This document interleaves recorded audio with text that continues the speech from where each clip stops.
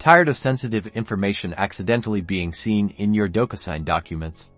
Today, I'll show you how to easily cross out text in Docusign, keeping your documents professional and secure. First, open the document you want to edit in Docusign. Make sure you're in the editing or signing view, where you can add fields and make changes. Look to the left side panel for editing options. Click on the stamps option, which is usually symbolized by a stamp icon. A drop-down menu will appear. You should see a variety of stamps, including one labeled Strikeout, Crossout, or something similar, indicating the ability to mark through text. Select the Strikeout stamp now. Your cursor will transform, indicating that you're ready to apply the Strikeout.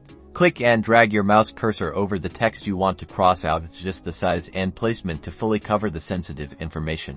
Once you release the mouse button, the text will be visibly crossed out. You can resize or reposition the Strikeout stamp by clicking on it and dragging the edges. To make it look like a true redaction, click on the Strikeout and choose a color that is the same color as the background. Now it looks like the information was never there. Finally, save your changes, and the crossabout text will be permanently obscured when the document is sent or downloaded. You've successfully secured your document.